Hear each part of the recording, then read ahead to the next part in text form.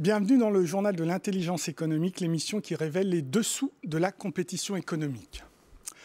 Entre ces deux entreprises qui fabriquent du rhum, c'est Pirates des Caraïbes version business. La société Pernod Ricard a acquis les droits sur la marque de rhum Havana Club en 1993.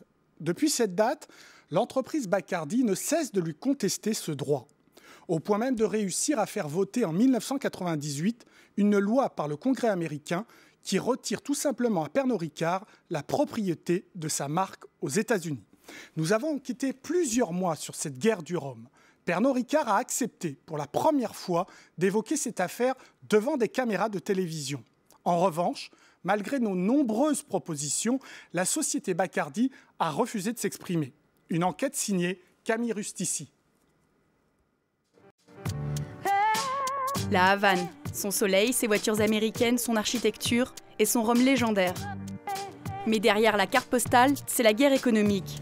Elle oppose le groupe français Pernod Ricard à l'entreprise des Bermudes Bacardi.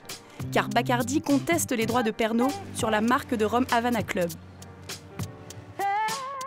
En 1993, lorsque les Français créent une co-entreprise avec les Cubains, tout se passe bien. Les juristes de Pernod ont vérifié qu'ils avaient le droit de commercialiser la marque Havana Club. C'est la première fois qu'ils s'expriment devant une caméra. Nous avons pris toutes les précautions d'usage lorsque nous avons décidé de créer la co-entreprise franco-cubaine Havana Club International. Nous avons fait deux exercices. Le premier, c'était de vérifier que toutes les marques étaient enregistrées et valablement enregistrées dans 80 pays, dont les États-Unis depuis plus de 30 ans. Et le deuxième exercice, de vérifier que personne ne revendiquait la propriété de ces marques. La voie est dégagée. En 1996, les États-Unis renouvellent l'enregistrement de la marque. Pernod poursuit donc la fabrication du rhum, comme ici dans son usine moderne de Sainte-Rosée près de la Havane. Mais cette même année, c'est la surprise. Pernod Ricard découvre que Bacardi a lancé son propre rhum sous la marque Havana Club. En 1996, on a vu apparaître dans les rayons un rhum Havana Club commercialisé par la société Bacardi. Donc c'était vraiment une grande surprise pour nous. On était d'autant plus surpris que personne n'avait jamais contesté ou revendiqué la propriété de cette marque avant. Bacardi est donc sorti du bois. La société appartient à une vieille famille cubaine, réfugiée aux États-Unis. En 1998, elle active ses puissants réseaux et arrive à faire voter la loi 211. Une loi qui retire les droits de Pernod Ricard sur la marque Havana Club sur le territoire américain. Tout d'abord, cette section est unique dans le monde. Alors que nous étions propriétaires de la marque depuis plus de 20 ans, tout à coup, la loi change aux États-Unis, elle ne s'applique qu'à nous, et on nous demande une autorisation pour rester propriétaire de la marque Havana Club aux États-Unis. Autrement dit, la loi 211, qu'on surnomme aussi la loi Bacardi, brise un des principes fondamentaux du droit, inscrit dans la Déclaration des droits de l'homme, la non-rétroactivité des lois. Du coup, Pernod saisit la justice américaine. Plusieurs procès suivent.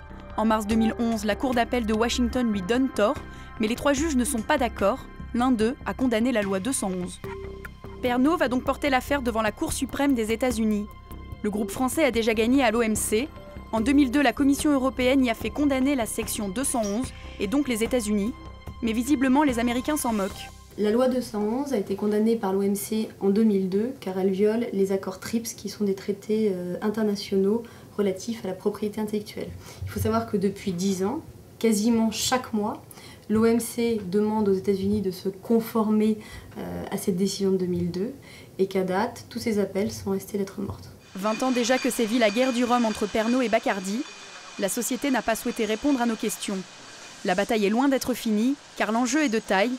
Les États-Unis représentent l'un des premiers marchés mondiaux de la consommation de rhum. Bien, avec moi sur ce plateau, Maître Emmanuel Beau. Bonjour, vous êtes avocat à la Cour spécialisée en propriété intellectuelle. Alors, on va recontextualiser. Pour l'heure, la société française Pernod Ricard ne peut pas commercialiser le rhum Havana Club aux États-Unis à cause de l'embargo. Donc l'enjeu se porte sur la propriété de la marque. Et évidemment, le jour où l'embargo sera levé, Pernod Ricard pourra vendre ce rhum aux États-Unis. Alors, autre précision de ce que vous avez vu, Maître, il n'y a absolument rien d'illégal de la part de Bacardi. Non, Bacardi a simplement apparemment fait une pression intense en utilisant ces services de lobbying aux États-Unis afin d'obtenir effectivement un amendement à une loi datant de 1963 sur l'embargo. C'est le fameux Appropriation Act de 1998 et qui effectivement ne s'applique apparemment qu'à la société Pernod Ricard et concerne exclusivement le litige sur la marque Havana Club. Donc, rien d'illégal, par contre, un puissant lobbying. Et ça, vous le voyez, vous, dans vos affaires, tous les jours, cette capacité d'une entreprise à faire voter une loi? En fait, le lobbying est un sport quasi national aux États-Unis. Il y a quasiment 3 milliards de dollars qui sont dépensés chaque année par les entreprises dans le cadre de leur démarche de lobbying. Bon, on connaît les fameux lobbies du National Rifle Association, le plus puissant, exactement, les armes, le plus puissant étant d'ailleurs celui des retraités. Ça arrive, c'est difficile malgré tout de le faire passer dans un contexte comme celui de la société Bacardi, qui s'apparente un petit peu à une quasi-expropriation pour cause d'utilité privée et non pas généralement pour un intérêt général qui sous-tend ce type d'expropriation. Mais ce n'est pas la première société qui parvient à le faire. Là, on parle de la Bacardi Bill, mais il y a eu récemment le Walt Disney Bill et qui consistait pour la société Walt Disney, essayer d'étendre les droits sur des dessins animés. Donc elle a obtenu une extension comme ça d'une vingtaine d'années sur les droits et elle conserve le monopole encore pendant cette durée. Alors Bacardi, société d'origine cubaine, a priori, la logique voudrait qu'en effet, ce soit eux qui récupèrent Havana Club, marque d'origine cubaine. Oui, alors en fait, ce qui s'est passé, pour reprendre le contexte et l'historique du litige, on a eu cette loi sur les biens cubains en 1963 et l'embargo qui va de pair aux États-Unis. Mais cette loi prévoyait, il y avait une petite faille, puisque cette marque prévoyait quand même que les sociétés d'origine cubaine pouvaient enregistrer des marques aux États-Unis. Ce qui s'est fait. Ce qui s'est fait en 1976 avec la société Cuba Export, qui enregistre cette marque en 76, qui est renouvelée en 86, en 96. Et c'est à ce moment-là qu'intervient la Bacardi Bill de 1998 et qui, étrangement, vient dire que désormais, les sociétés d'origine cubaine ne pourront plus renouveler leur marque, alors que pendant 20 ans... C'est ce que dit la 211. Voilà, c'est ce que dit la 211. Alors que pendant 20 ans, le renouvellement a pu être fait régulièrement. Alors, pour autant, en raison de cet embargo, il n'y avait pas de commercialisation d'Havana Club Pernod Ricard aux États-Unis. Mais il y avait ce renouvellement de cette marque. Voilà, exactement. Et alors, dans ces cas-là... comment une loi, alors que c'est inscrit dans la protection des droits de l'homme, peut-elle être rétroactive?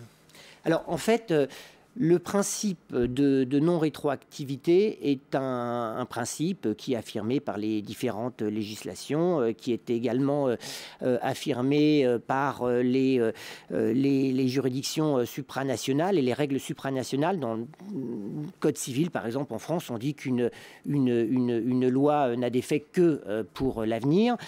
Et donc, tout particulièrement en matière pénale, où il y a une non-rétroactivité très stricte de la loi pénale, sauf quand la loi pénale est plus douce. En revanche, une législation peut prévoir une certaine rétroactivité. C'est la balance qui doit être faite entre l'intérêt privé et l'intérêt général, et notamment le progrès social. C'est dans le cadre et surtout pour privilégier le progrès social qu'on prévoit une loi rétroactive. Donc là, on est un peu loin. Là, on en est effectivement un petit peu loin, et sauf pour servir les intérêts de Bacardi, il n'y a pas de véritable justification, semble-t-il, à cette rétroactivité.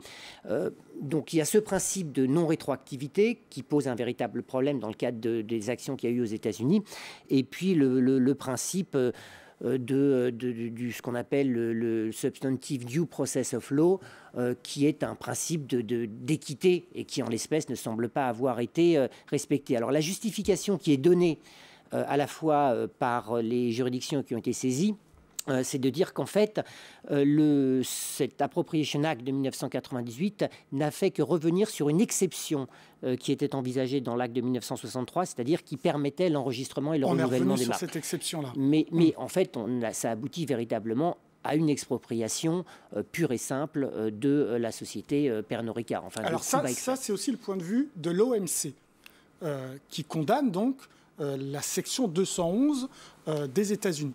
Il la condamne depuis 10 ans, mais sans résultat. Ça aussi, vous le voyez tous les jours ou... Non, ça c'est assez rare, mais bon, c'est très, très politique. Effectivement, la Commission européenne avait saisi l'OMC de ce différend. Et l'OMC a considéré, dans le cadre d'un règlement des différends et d'une procédure qui est prévue dans le cadre de l'OMC, qui aboutit à une condamnation des États-Unis pour cette section 211, qui est considérée comme étant contraire aux accords gouvernant la propriété intellectuelle. Alors, c'est un contexte effectivement très, très politique.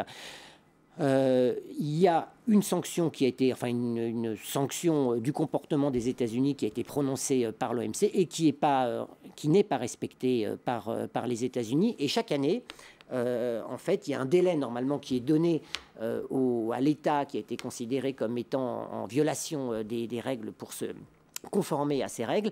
Et depuis 10 ans, rien ne se passe. Il faudrait une décision. Des sanctions économiques devraient ou pourraient être prises par l'OMC contre les États-Unis, mais ces sanctions ne sont pas prises en l'état. C'est éminemment politique. Merci beaucoup, Maître Emmanuel Beau. L'émission est terminée, mais comme d'habitude, vous pouvez la retrouver sur france24.com. En attendant, restez avec nous, car l'information continue sur France 24. Au revoir.